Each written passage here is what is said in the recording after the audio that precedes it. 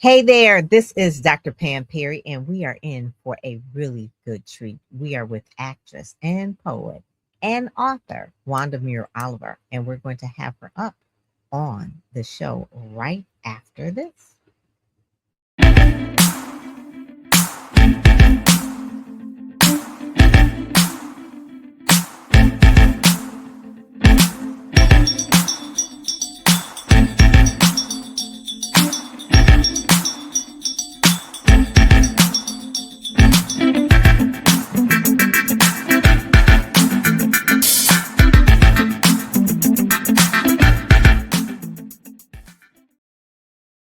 Hey there, hey there. So we are here with Wanda Muir Oliver.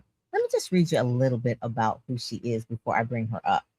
She is a visionary voice using leadership, legacy, and love to transform generations. Wanda Muir is a force whose work spans over entrepreneurship, education, mental health advocacy, and also the advancement of women and families. She's the CEO of Realities of Life and a certified international diversity speaker. She has built a reputation for turning personal conviction into community shifting action. Wanda doesn't just talk about change, she leads it, models it, and multiplies it. A 5-time best-selling author with, I think, a new one coming out, and she'll talk about that. Wanda's Heart Project is her poetry collection, Realities of Life, a self-published work that graced with a foreword by her beloved mentor, Dr. Dorothy Height. Under Dr. Height's guidance, Wanda participated in the reenactment of the founding the National Council of Negro Women, portraying the legendary activist Mary Church Terrell. That experience deepened her commitment to honoring historical truth, elevating women's voices, and championing a culture of empowerment. She's an active and lifetime member of the NAACP. Her creative reach extends from the page to the stage. Wanda has appeared in multiple theatrical productions, and I want you to hear this, a documentary that was directed by the late Malcolm Jamal Warner, who really was one of the things that she was really proud of, that he had signed something that they had worked on together. But whether she's in front of the camera or behind the podium, her message remains consistent. Every life has purpose, every story has power, and every person has possibility. So, with that, I'm going to bring up Wanda Muir Oliver. How are you? How are you? Good to see you. I am wonderful. Good to see you too. I'm glad to be here on. Good, good. So, we're going to talk a little bit about your backstory and what it is that really brought you to this place of writing poetry, being an advocate for mental health. Uh, what is and how Dorothy Height ended up being your mentor. So tell us a little bit about that. So we'll kind of start. Maybe let's start with Dorothy Height and who she is and who she is to you. Well, she meant a lot to me. Um, Actually, I had attended the Black family reunion one year, and I actually didn't know who she was at the time. And a family member of mine introduced me to her, and we had a conversation. And she literally was by herself over by a water fountain. And we had a long conversation. And she found out a little bit about my background. And I was a member at that time, had just become a member of the attended a meeting at the National Council of Negro Women in Which is one of Baltimore. the which is one of the longest, Sections, uh, right. one of the oldest, and the Black women's organizations in the country. And I want to say Dorothy Height's mentor was Mary McLeod Bethune. Yes, Yeah, yes. that's and Actually, so I have a poem in my book that Dr. Height wrote the foreword to, and she speaks about working with Dr. McLeod Bethune almost every day. mm, So she said she speaks about my poem, reminds her of Mary. Um, it's identical to the poem is identical to her life working with Dr. Mary McLeod Bethune. And then Dr. Mary McLeod Bethune, just so that people will know that she was born a slave, Yeah. uh, educated, got educated, and really went back and was helping others through starting her own school, Bethune Cookman College, I believe it is, Bethune Cookman College, which was one of the HBCUs, historically black colleges, because at that point they weren't letting black people have college education. So she started her own, and it became one of the most successful. It's still around. Yes. And Dorothy Height was a protege of her, and you're a protege of Dorothy Height. So it all kind of surrounds really giving back. So where did that start for you? Where did you really have the heart for that? I know you're a lifetime member of the NAACP, but where did it really spark? What was the personal story that said, you know, I really want to help my community? Actually, it started with my family. Um, my father was one of 10 children, and he was a special educator. Okay. And he would bring, at that time, you could bring students home. So he pretty much was a model for them and molded them and mentored them. And so we saw a lot of that, and was involved with the Girl Scouts and some other things at a very young age. And I tell a story about my sister who was in the hospital. And it was my sister would always get visitors, but this little boy who was 18 months old would never get visitors. So we pretty much adopted him. We found out later that his mother was a single parent, had 6 kids, and we pretty much gave up a lot of our Christmas, a couple of years, so that they could have a Christmas. Oh, Um, you know, we were always doing community service type of yes. things, Always caring about others. That is always really caring great. about others. And National Council of Negro Women does a lot of that in the community. Mhm. Um, and one of the books that I co-authored, The Queen's Legacy, I talk about how I was with a group of kids along with the coordinator of the Bethune Recognition Program with NCNW at national headquarters. And we taught them about finances, and we did mock discoveries with them, with living life, and just giving them the tools how to do a lot of everyday stuff. That is So really good. It's one of the things too, we always say that some things are taught and some things are caught. So you actually caught what your father did. So your career has been in education as well. You work for the YWCA, I believe it was, working special ed, and as same as your dad. And then yeah. also too, you had some other things where did the acting bug come from? I guess you would say, where did that part come from? Well, it started young. Actually, my friends used to watch me produce, product my own plays in the backyard. Oh my God. So they gave me nicknames. They called me Hollywood. That was one of my nicknames. And so my Cocker Spaniel that I had, his name was Mars. And Okay. then Hollywood is what I was called. So my email came from that, Mars Hollywood. So I put the two Okay. together.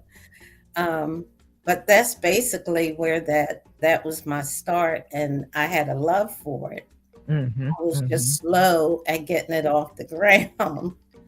Well, Um, you know what? I always say that wherever it is that we were doing as children, we circle back to it because that's the origin of what it is that our purpose is. We may yes, not know exactly as a child what it is that we're using it for, but it's something that we love, and God put that passion in there. So yeah, you use your love for poetry, yeah. really plays, being a playwright, and that sort of thing, to model it in terms of helping children. So tell me Mhm. a little bit about some of the things that you've done, because I think you still work with a lot of kids and you mentor a lot of kids. I do. I pretty much give back. I talk to them in reference to what their potential could be Mhm, in education, how they can lead very young, mhm, setting goals and mhm, planning for the future. mhm. So it's all about starting young Yeah, and giving them some kind of structure. And once they have structure and they're given the tools and they listen, it makes a difference. Um, volunteering after school, uh, important. reading with students and who are having difficulty. This is regular ed students and helping them. Um, we don't know what the experiences are with some families where parents have to work two jobs Mhm, in mhm. order to you know make it uh Make it, make things yeah, right economically for right. the family with food and clothing and things of that sort. Everything's becoming so much more expensive.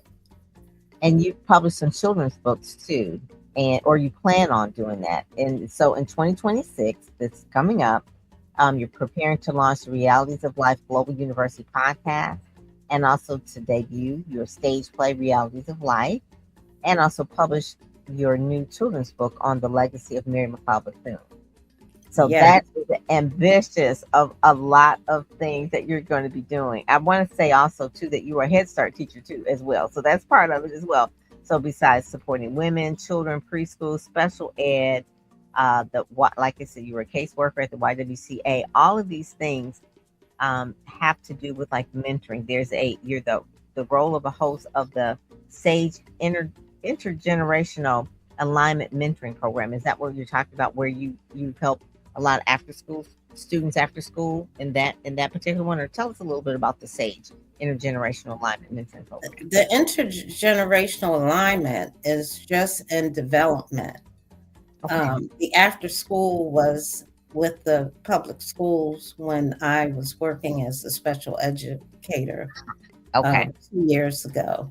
Wow. So the generational alignment is it's going to be significant because you're looking at the older generation and the younger generation coming together and aligning their thoughts, their conversations, and the younger generation has no idea of what we as older people didn't have the kind of tools that they have. And Hmm. so, Hmm. we're giving them a lot of information and they're giving us a lot of information because we don't know a lot about technology. And I'm in training right now with that, so But the young people can teach you that. That's for sure. yes. And then, Mm, young people need to know that they need to have ethics and values and things of that sort. So having those conversations, um, it helps a child or children to grow mhm, and to become positive leaders, mhm. within the community and throughout life. And sometimes all you need is one individual to say a few things to you that can prompt you to reach your want to reach your goals and pursue another direction and help you make some kind of change within your life. That is good. One of the things I want to talk about is you have five best-selling books that you've been a part of. So it's like the where did it start was the reality of life. The first one, I know that's the poetry collection, but talk about the other ones as well. They were collaborations with some pretty famous people, I would think. The first one was a poem that I wrote about change, and that actually was in a book with other poetry writers, and that was with the International Poetry Society, I Okay. Mm-hmm. believe. Mm-hmm. And that was the first book that I did. After that, it was The Queen's Legacy. Okay. Um, and Was that after, an anthology as well? yeah, the Queen's Legacy, it was a group of co-authors who actually wrote their stories. Who was And the I, lead on, who was the lead on that particular one? the lead on that was Dr. Katrina Ferguson, Okay. Okay. who Okay. initiated that. And then Okay. the other one, the next one was Your Deck of Success, Okay. Mm-hmm. Mm-hmm. I believe. Yep. Yep. That one was one that actually did New York Times billboard. You did a billboard. Yes, Yep. yes, Yep. I remember that. That was good. That was good. it was very good. And so the other one is Les Less. Brown. That Mm-hmm. actually that's out, but my version of it has not come out yet. Okay. So So you that's did coming. a tour with him. Did you do a tour with him or Well, we actually did a promotion okay. together Okay. All right. in Atlanta. Oh, that is good. That is good. Yes. So, one of So, the things that it seems like you're really focused on success, bringing others along. Les Brown is definitely a motivator. You then talk a little bit about you're a certified international diversity speaker. So, talk about what that is. I know I heard the title certified international diversity speaker. So, let's talk about some of the international things you've done. well, I like to speak on different topics because I not only work with children, I work with adults, and I learned when I worked with the YWCA and working with previously homeless women that, I had to diversify a lot.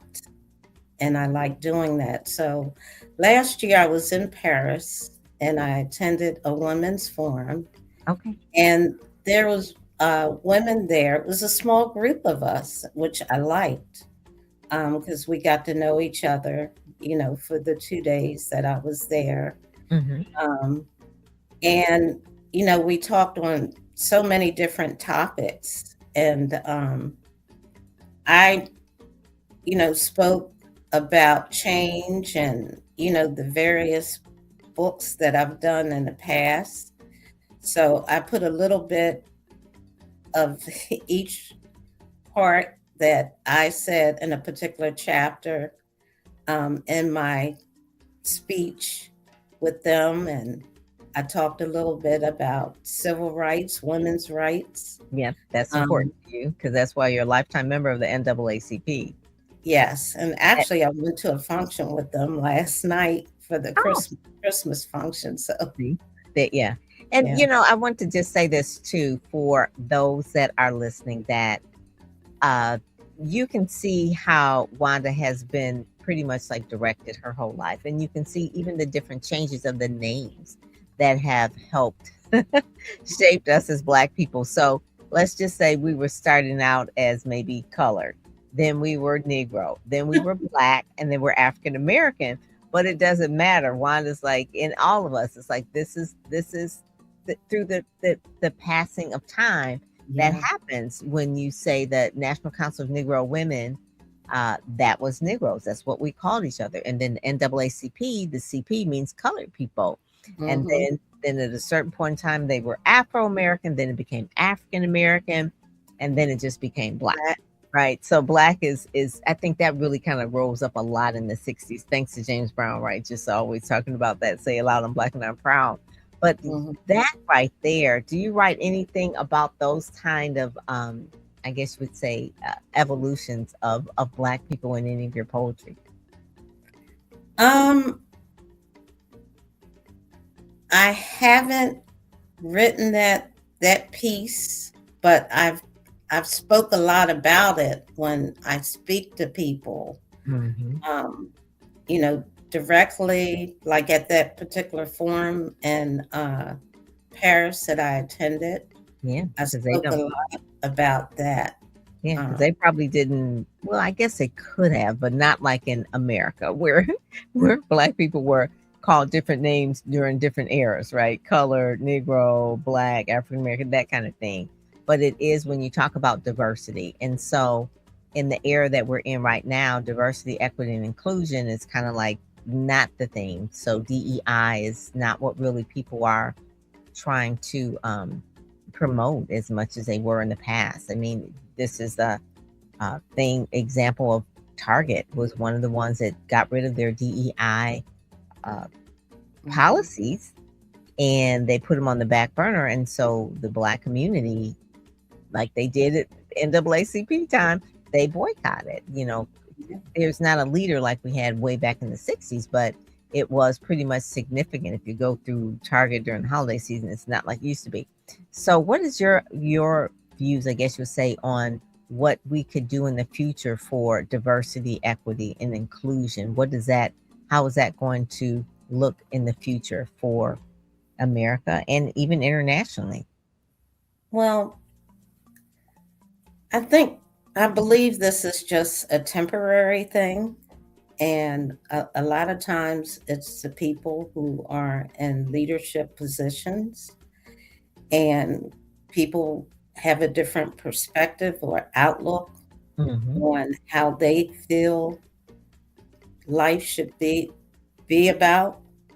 Um, we've seen before when, I would say an example is when my mentor was a part of Wednesdays in Mississippi, where she had to meet with white women and Black women and bringing people together to communicate and talk for civil rights, Hmm. as an activist, so Yeah. this was during the civil rights era. Hmm. And, her life was threatened by the Ku Klux Klan. Whew, I know. Uh, I can't even imagine like we how were, hard it was for her, for Dorothy Height, yes, during that period of time. And she always had such grace about herself.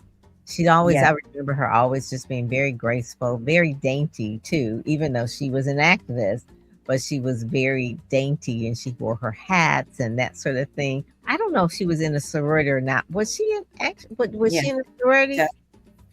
Delta Sigma Theta. Oh, okay. I thought so. Is that the same one you're in? Yes, and she was our 10th national president. Yes, yes, I 10th thought so. national president. So that was a very, very long time ago when she was our national president. Uh, What I remember about the sorority of, because all the Divine Nine are really, really um, good. But what I remember mostly about the Deltas from the history that I've read is that they were on the front line when it talked about voting and that sort of thing, that they actually marched in the women suffrage. Suffrage. Yes, Mm, yes. And that was a big deal because yeah, that was a political statement. Not yes, social, it was political, and it's always been that kind of I guess you would say that kind of edge about itself where it's political, it's active, they're going to go out and do that sort of thing. And so Dorothy Height kind of led that charge, and people who are really drawn to DST, Delta Sigma Theta, that they probably have that same type of spirit as well. And all of them, all of Divine Nine obviously do, but just from a standpoint, that is really like what kicked off a lot of those that are a part of that with yeah. We were Delta. the only Black group there in Mhm, mhm. 1913. Yeah, And, yeah. we were sped on and called names and all kinds of things. But to be the only, Black organization there was, that was like no fear, Hmm. that was putting faith ahead of time, and Hmm. believing that we can do this, and Hmm. we're stepping out for everybody to try and make things better Yeah, for the than for the our future life. generations. Yeah, for future generations. If you didn't do it, then future generations would not have seen fit to do all the other things. So we're always standing on shoulders of other people. That is so, so good. We're talking with Wanda Muir Oliver. She is in the Speakers Magazine edition, the December edition. So you can go to speakersmagazine.com, look for Wanda there. Just put her name in the search bar, but you'll be able to read about her and go to her website as well to book her for your conference, for keynote, for training, uh, in terms of just even a life coach, that sort of thing. And then next year she has original stage play. I guess you'll probably do a casting call for that as well. So you want to make sure that you're doing that, and then also to your children's books that'll be coming up, which is really really important to you because I know that being part of Head Start and pre-educate, all of that. So that's like a full circle of doing all of that. Is there anything else as we kind of wrap up that you would like to say that you're doing? Because you're doing a lot. You're doing a lot next year. So if there's any other new books or anything that you have coming out? There's a poetry book that's actually finished. I just have to get it, I have to get it edited and, get it to the copyright office and, be that's all I have to do. So, Okay. Well, there is some people in Ready Set Go Speak because you're part of that as well. Ready Set Go Speak, and I want to say that Dr. Lugenia can help you with that as well. She's in our group as well, Dr. Lugenia Rucker, so she can help you with that as well because she's. I think you two would get along, and collaboration is really like the key for all of this. If you see, there's a theme about what Wanda is about. It's about collaboration, whether it's NAACP or the YWCA or Delta Sigma Theta or, National Council of Negro Women. It is about collaboration of those that are trying to make a difference.